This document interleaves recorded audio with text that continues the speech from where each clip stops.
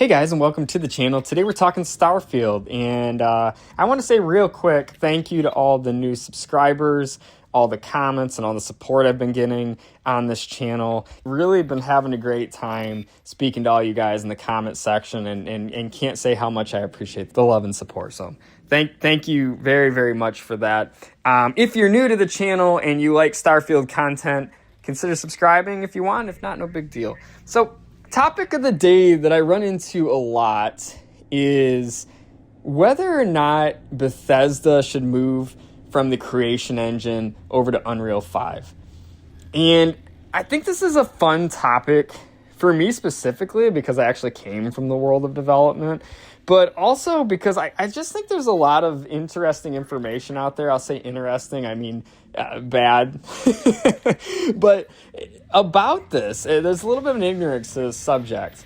It's like everybody seems to think that the creation engine is this outdated piece of crap that's limiting everything Bethesda does, and I don't think people truly understand all the value of the creation engine and all the things it brings. So I wanted to make this video to speak to what the creation engine does really well, just to get the creative juices flowing in everybody's head and maybe give you a little bit different perspective on why Bethesda has stuck with this engine so long and what makes it great over Unreal 5. So first and foremost, what the Unreal Engine provides is a persistent, fully simulated open world.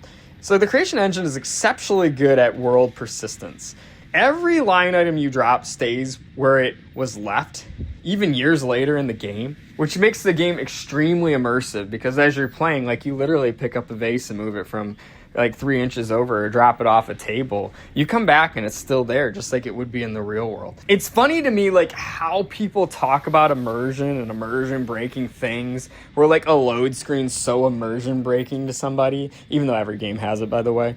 But at the same time, nobody wants to acknowledge like how immersion breaking it is when you can't actually interact with things within the world.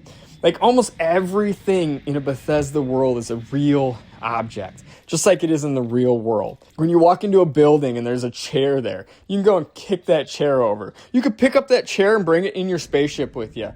Every little thing, every block of cheese, every sip of soda, every stuffed animal, everything in Starfield is an actual object with actual physics that can be moved anywhere in the world and stay anywhere in the world permanently. Think about that for a second. Unreal 5 can't do that. Another thing is NPCs have schedules, homes, inventories, and memories. Another thing to think about that the creation engine does really well is it supports NPCs having schedules, homes, inventories, memories. There is some criticism that in Starfield, like the NPCs didn't have that scheduling system. And I'd love at some point to understand why that is, because the reality is like, this one is creation engine's strongest attributes. And you could go back and you could look at like Skyrim. When somebody in Skyrim said, I'm going to go somewhere, they would actually start walking that direction. And like, if you follow them, they would actually go there. And they may have even gotten into things on the way. If you follow them, you may have like learned about quests and adventures and things that you never even realized were in the game. Because everyone in the game actually has like a schedule and they're moving around. They have a sleep schedule. They get up, they go to bed, they move around, they're in their shop, sometimes they're not. My guess on this would be it's a little bit of a convenience factor for the test audience. And I think that happened with a lot of things in Starfield. Like I think that the ship fuel, which by the way I've modded back in, to like the NPC scheduling to where we're talking about here, if they probably had test audiences that were like, it's too cumbersome, we don't want to deal with the fuel management, we just want to go to this planet. Or like they probably had test audiences that were like, it's kind of irritating in Fallout 4 when I need to just buy something from a shop and the shopkeeper's not there for 8 more hours. But the reality is like the creation engine is fully capable of this stuff, and I think it makes the world feel so much more real when these things exist. So another thing to think about with the creation engine, and this kind of goes back to the items again, is just like every container in the game remembers its exact amount of contents. So not only can you move items around, but if you put an item in a container, like it will stay in that container forever.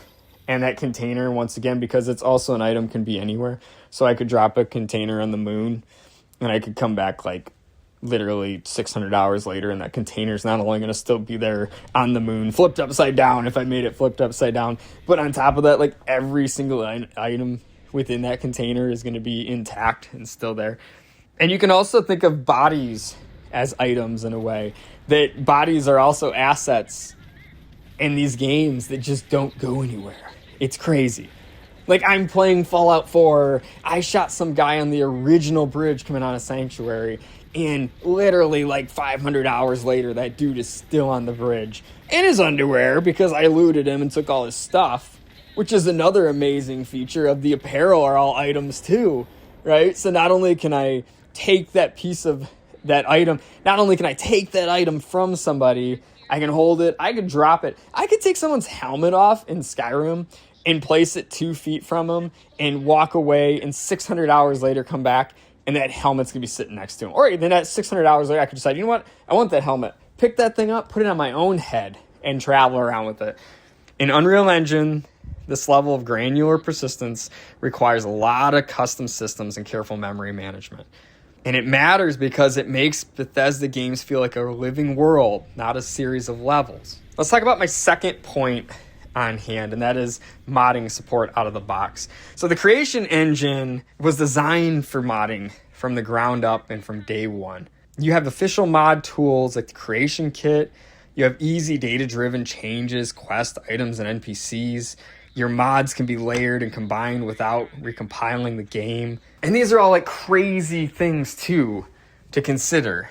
And yes, Unreal can also be modded, but it's not standardized in the same way. And this makes it a lot harder for the casual modding community. What this means for Bethesda and the creation engine in general is you end up with these massive modding communities that keep these games alive for decades. And once again, look at Skyrim. Skyrim has been around for like 15 years now, guys, and it's still one of the most played fantasy RPGs that exist. And nobody is going to sit here and argue with me it's not because of the creation engine and it's not because of the modding communities. I just think people need to like think about that a little bit more.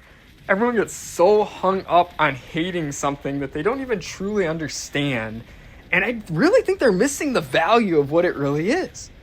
I think it's important that people understand that every game engine, whether it's the creation engine or it's Unreal 5, is essentially just a software framework that helps developers create video games more easily without having to build everything from scratch.